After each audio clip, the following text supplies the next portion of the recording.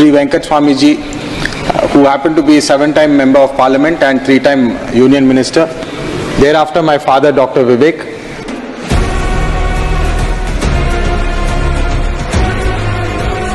No privatization, no retrenchment. किसी worker को retrench नहीं किया जाएगा जब तक ये वेंकट स्वामी टेक्सटाइल मिनिस्टर रहेगा। मैं आपको विश्वास दिलाता हूं।